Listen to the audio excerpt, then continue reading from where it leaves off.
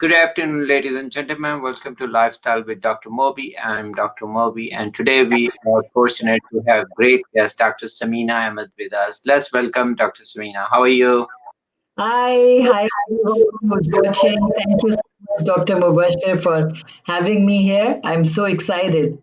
Yes, and we are very excited because I think I was just checking your website too, and there is a lot of good information there. And we'll talk all one by one. But let's first ask you a couple of things about your journey.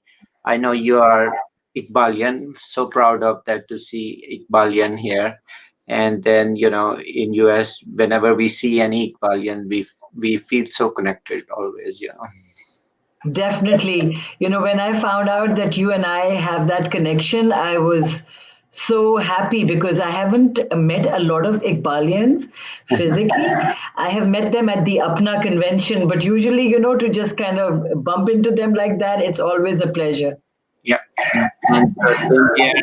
So we will go one by one. Tell us about your journey from America College onwards. I know you've been involved with a lot of projects. So we'll start one by one and guide us about your journey. So interestingly, for all the viewers as well, I'm somebody who likes being on a roller coaster more so than on a merry-go-round. So my life has been a roller coaster, and I think as Dr. Mubashir is from, a field which talks about the mind and of course, is all about whatever we think too much, it manifests. So in my life, because I was looking out for that roller coaster, I think I've, Mubashir, lived 7 to 8 lives in one lifetime. And I'm not complaining. Yeah. But the journey started, we started from Allama Iqbal Medical College. It was mostly, that passion to heal people Mhm. and also to do social work. Mhm. And it was I wasn't too motivated initially to be a doctor, but my mother was the one, I think, who was more keen on me becoming a doctor. The typical South Asian parents who Mhm. feel that bachcho ko doctor banna hai, and of course that's the only field or profession we feel is really, has that validity. So that Yeah. was also there.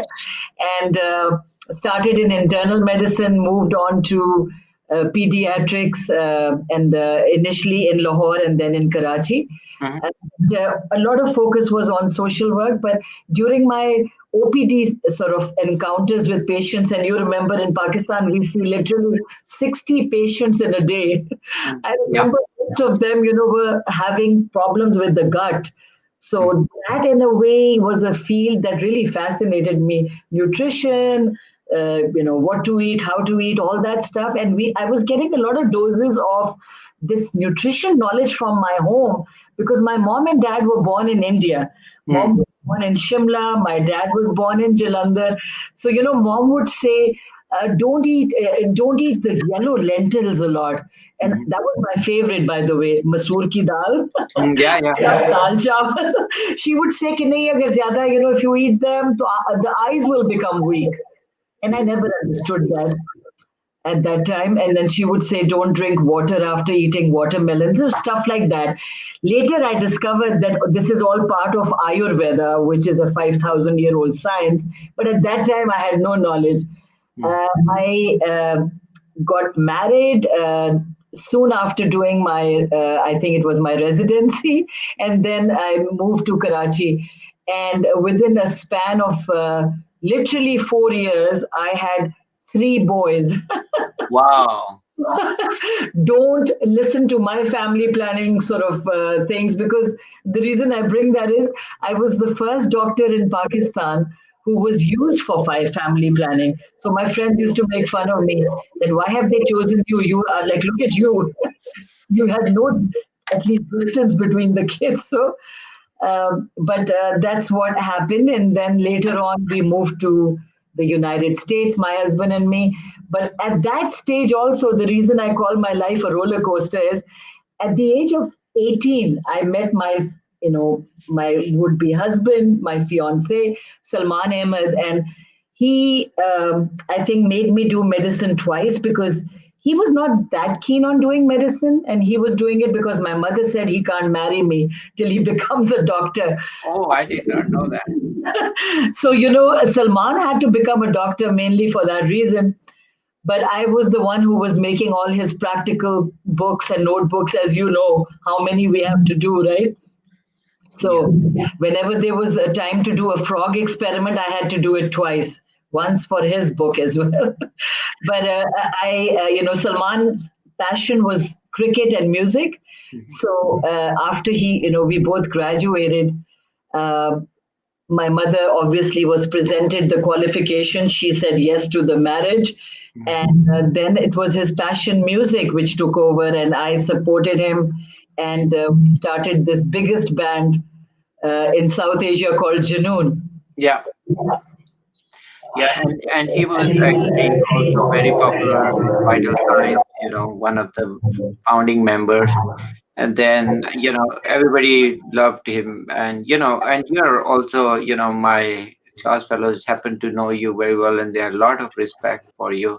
And they said, she's really very nice as a physician and as a person, human being. So that's very important. And I think people can relate to that part of you very well.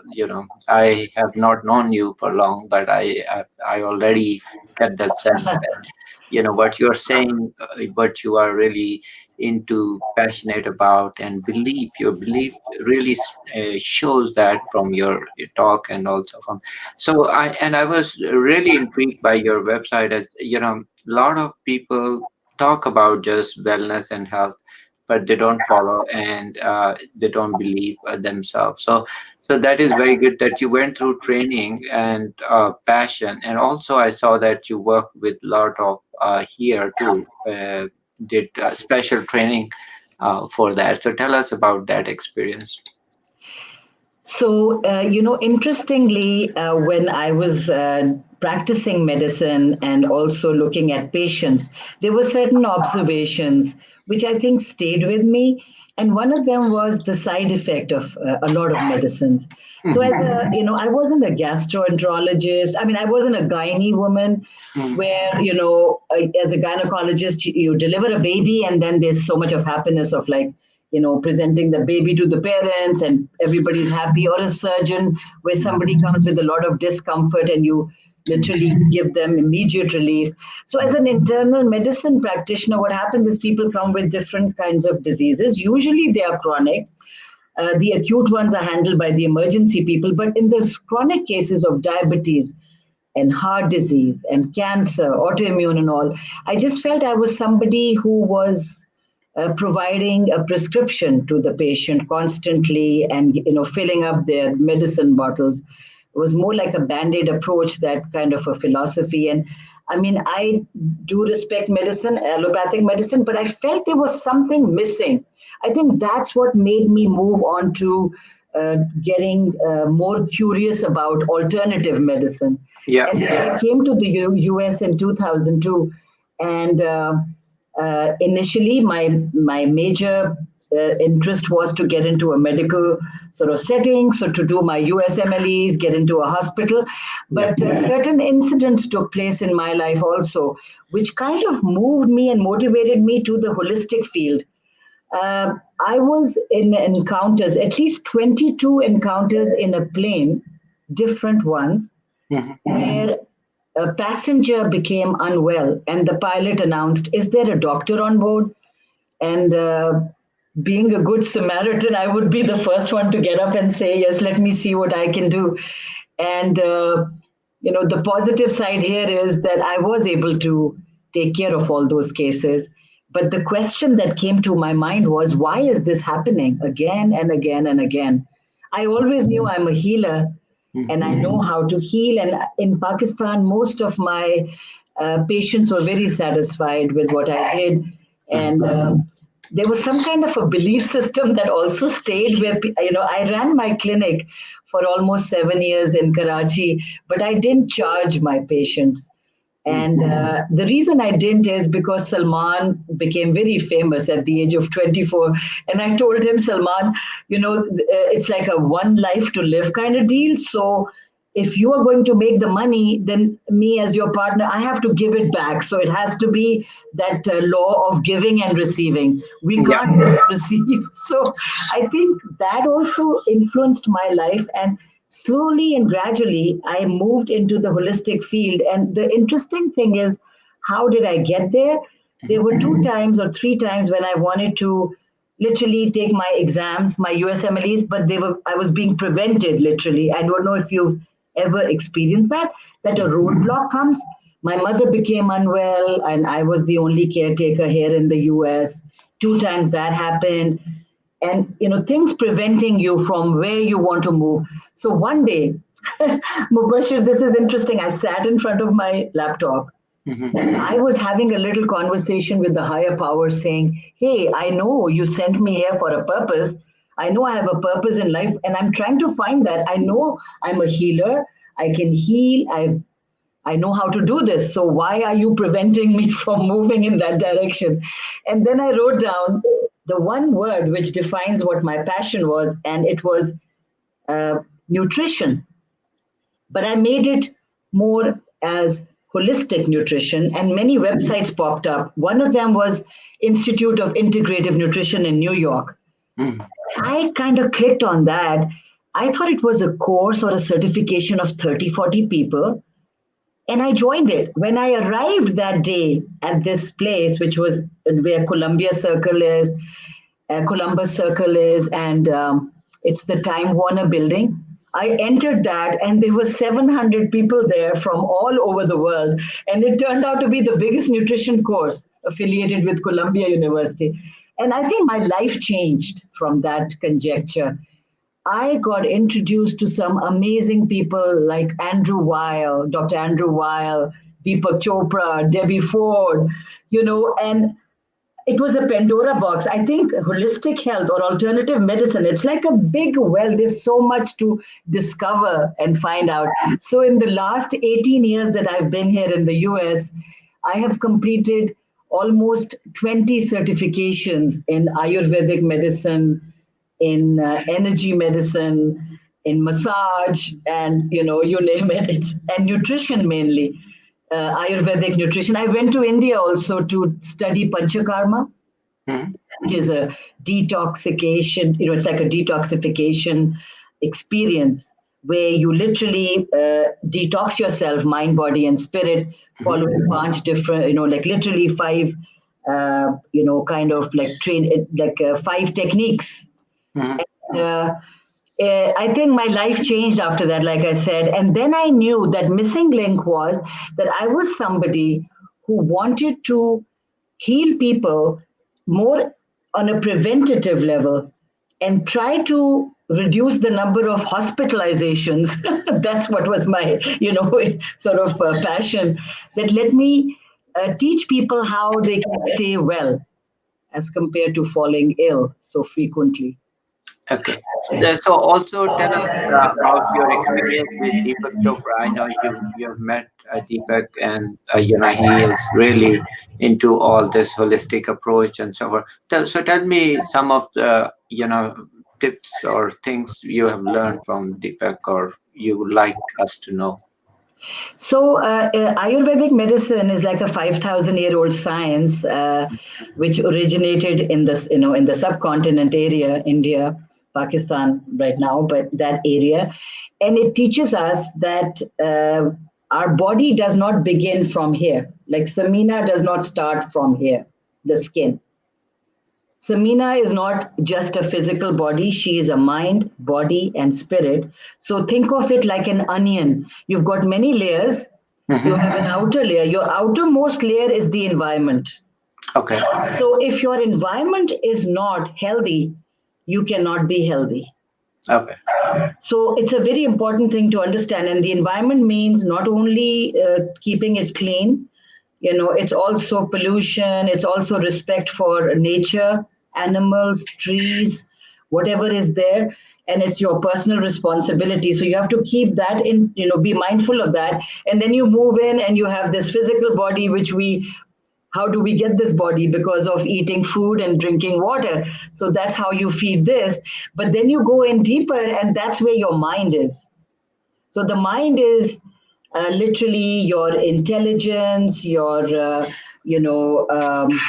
intellect, your ego, your knowledge, all that. And then you have to go beyond it to the innermost layer, which I think we don't have any time to really go into. And that is your soul or spirit. That is where you came from. So you do need a lot of meditation or a lot of time to really explore who you are.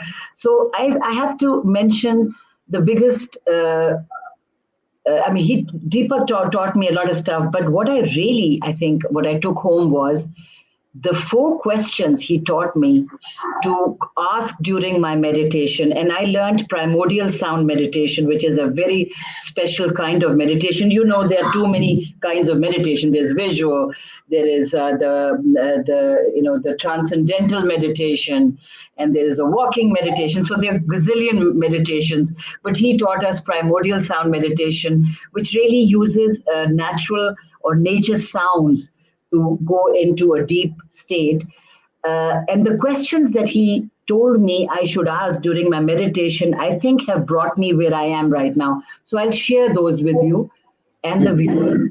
The questions were, who am I? So I'm supposed to go into meditative mode and ask myself 3 times, who am I? And it doesn't matter if the answers come or not. Who am I? 3 times with a gap of 5 seconds. And what do I want? What do I want? What do I want? What is my purpose in life? What is my purpose in life? What is my purpose in life? And what am I grateful for? What am I grateful for? What am I grateful for? So these are the questions I started asking myself during my training sessions and as I moved. And I was told that the answers would happen in my everyday life. So it wasn't as if I'll see Dalai Lama in this meditative experience or see some special entity or whatever, nothing like that. The magic happened in my real life when I would be traveling on a plane, hopefully where there was no serious incident, but I would meet somebody who would actually be beneficial in my journey. You know, somebody, let's say like you, who meets me or calls me one day and says, Samina, I'd like to interview you, you know.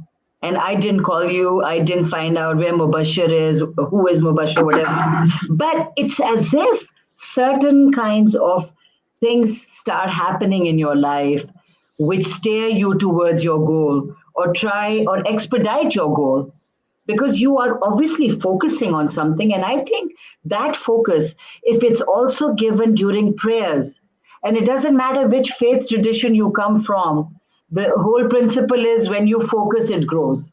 And that's it. So focusing on something that you really want or desire will manifest, you know, into your life. And that's the biggest secret, I think, for me. And Ayurvedic medicine taught me what to eat, how to eat, where to eat, how to prepare foods properly so that they are beneficial to us. Then Ayurveda also taught me to eat with the seasons and to eat food which is nutritious, organic, and to also really respect the clock. You know, we have a biological clock inside Yeah. us.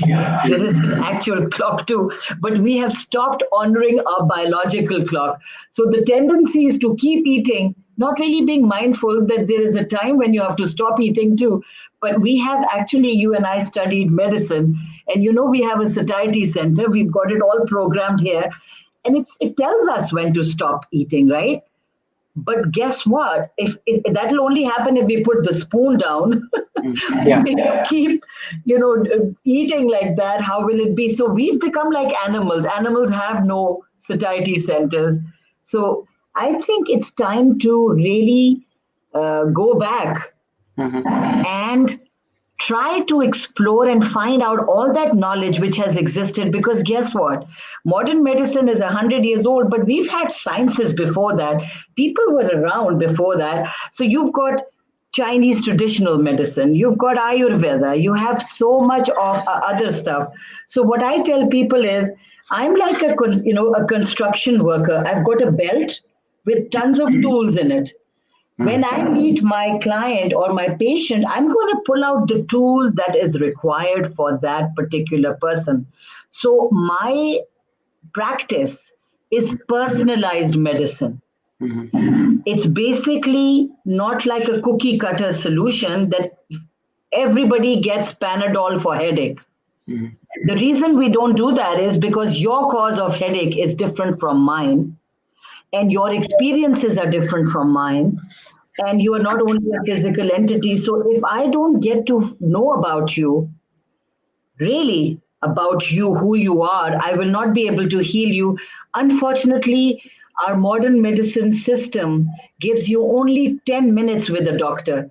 And because of that lack of time, the doctor is unable to connect with the patient. Mhm. And a lot of problems are in the mind. You Mhm. and I know that, you know. Yeah. Disease does not just take place in the physical body, and disease does not appear because of something that happened yesterday. It's a whole sequence of events which have led to all those diseases when they do appear. And we Yeah. can say that about autoimmune and cancers totally, you know. Yeah. So, my knowledge of modern medicine combined with Ayurveda is now giving me a 360-degree vision of how to heal a person. Hmm. No, no, that is very fascinating. I think a lot of good things, which is one is, every treatment and every thing has to be modified to or individualized to everyone. We cannot have one thing for everyone. So everybody is unique. And I say, everybody has a genetic code, and the medication, the intervention, as well as the disease manifests differently in everyone. We know that. So other thing is about circadian rhythm, and that's very true. Every cell has a clock, and how it communicates with the central clock is amazing. By my guess is because everything is better to it's easy to communicate if everything is organized. So if you are organized and your biological rhythms are in harmony, then your rest of the body will follow. But if you are messing up and staying all night and just partying, and then your next day, so all your hormones are messed up too. Because hormones has to be secreted at particular times. I mean, evening, night, or whatever time they have. But there's a sequence, and I think fascinating thing is also, I tell a lot of my patients come with sleep problem, and I say, look outside and tell me any birds or any animals asking for pills to sleep. None. None, because they follow light. They follow light, sunlight, moon. They are so perfect. I mean, they'll wake up early morning and they are up, and you before you wake up, you can hear their sounds. And then they are, and everybody gets food. Every organism gets food. It's only humans we worry about, because we worry about money, but we'll get to, it doesn't matter, we worry or not. So everybody will get some food no matter what. So I think that is so. And then we also work and try. I say, look at the birds and look at, if you try to feed them towards evening, they will not eat a lot. They Yeah. will say, they'll maybe taste a little bit and leave. But on the other hand, we humans, we tend to overeat, really overeat. We think we are very smart, so we're gonna really overeat all night. And then, in our country, they eat. I went to a wedding after many years, and I was surprised. They say we start eating after midnight. So what kind of rhythm is that? You know. So I say, what kind of rhythm are you in? So they don't finish their food till 2 o'clock, 1 or 2 o'clock at night. And I say, what time you'll go to bed? Okay, early morning, that's fine. But what kind of life is that? So there's definitely way off on all the biological rhythm, way off on your getting the positive vibes, positive energy from everywhere. we are only focused, unfortunately, the system is only focused on medication. Okay, there's a pill for everything known to mankind, but that does not answer any of the questions. Is just a band-aid, is just a temporary fix, and then all these problem lifestyle. So I'm so happy to hear from you all what I wanted to say, and I was smiling. I said, "Well, she is already so experienced, so I can tell that that she is going to exactly say what I thought of lifestyle always. I mean, I don't have as many years experience on lifestyle as you, but I can sense that your experience speaks volume. So, also tell us a little bit about your work. You have a great organization, and I'm gonna show audience about that organization. So tell us a little bit about that. So Salman and I, we are avid social workers. We started our social work at a young age, around the age of 16. And I was active with my, at Allama Iqbal Medical College also, trying to work at the blood bank or do whatever I can. In Karachi, I adopted a particular, uh, building and made it into a hospital and a small school. The school is still running and it's in Korangi. And there was always that desire to help out people. And I think I got that from my mother and father. Dad was in the army, and mom, was a homemaker. And she was, she's the one who taught us this discipline and this this sensitivity, to have sensitivity for people, to feed the poor. And I think I take that from mom. I think feeding the poor was the first thing that was there in the mind. And then also feeding, like you said, Dr. Saab, the birds, she told me you need to put some food and water for the birds all the time, and I continue to do that here in the States as well. So my husband and I, we started a non-profit here in the States because we'd come here and people knew about all the work we do. I had started a widows program in Pakistan as well. So during Ramadan, I would feed at least 110 widows were on our roster. Because there was a lot of violence in Karachi in the 90s, and many women lost their husbands, so they needed some kind of sustenance. Then in 2008 in the US, we started a nonprofit called Samina Global Wellness Initiative, Mhm, and we adopted a school in Mansehra for girls' education. mhm, And that school is still there in Mansehra, and we would, give them the books, the uniform, and pay for their academic education, because in that region somehow the girls' education is not really given a lot of precedence. When the 2010 floods happened, mhm, so 2005 was the earthquake, and I remember in the 2005 earthquake, I was able to get somebody to make at least 100 tents, because people lost their homes, and so we were able to actually get them made in China and then transport them to Pakistan, and also did fundraising, which was for the earthquake. But in 2010, when the floods happened, and I saw the devastation in that area, so I decided to visit, and I went around. To rural areas around Karachi, 3 hours from Karachi. And I was able to find a village called Suleiman Malla. And over there, there was a woman who had twins, and they were not well. So the lady, once she found out that I'm a doctor, she handed me this baby of hers and said, "Please take this child, otherwise the child will die." And I saw these 400 people without any sustenance, with no roof on their head, sitting under the sky. And I realized, being a mother myself, that this is the village I'm going to adopt. So 2010, I adopted the village, started building homes, and we have 43 homes there now. Everybody is inside there. I take regular care of that village because, as you know, right now also, I think we had rains in Karachi, and so many people with proper homes, they lost their houses. So the village keeps getting the wear and tear. We have to take care of them, feed them, and try to find some sustenance for them as well. So that's a major project. But we also use our nonprofit in other ways. Like, Salman is a musician, so we use music to promote interfaith dialogue. between different musicians, between different communities. So there's another band called Common Chords, and we travel with them also. Many times we've done concerts. Salman has also collaborated with Melissa Etheridge, Peter Gabriel. I also sing. Wow. I've done a song. I'm very privileged and very excited to tell you that I sang with Peter Gabriel. Wow. And I also did a song for Junoon called Azadi. It was used for the Jinnah movie. Mhm. I don't know if you've heard it.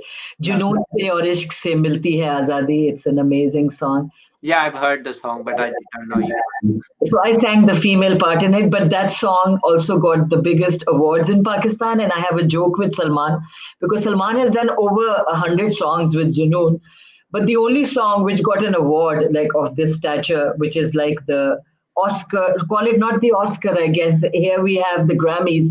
So the Grammy, it's almost as big as the Grammy, and it's also he got another one from PTV. So I joke with him. It's like, see, you needed a little Yeah. bit for me for you to get Karma. Needed your lady luck. Yeah, the little luck. yeah, lady luck.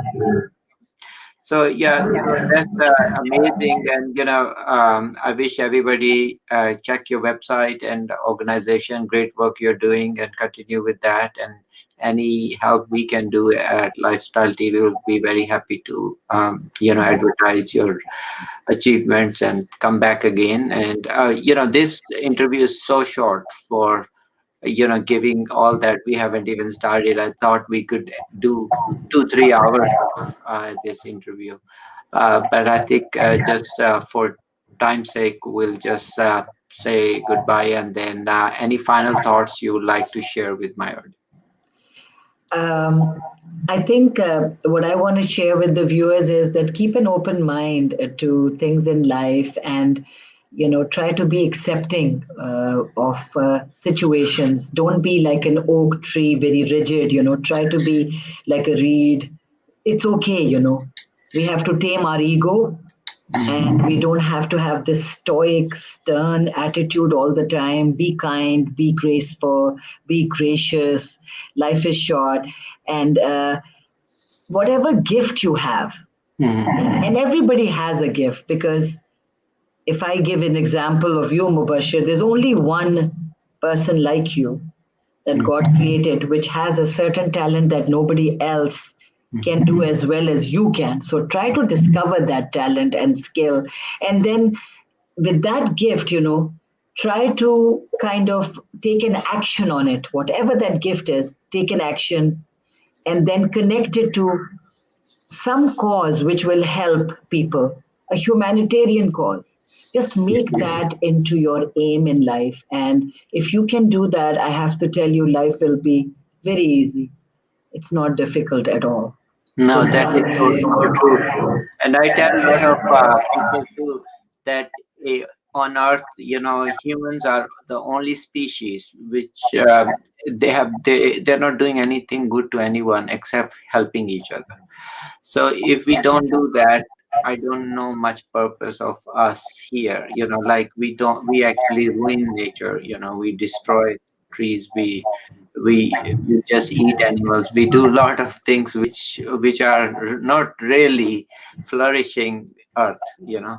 So we pollute our waters. We mess up everything. But one thing for sure we can do is check on each other and help each other.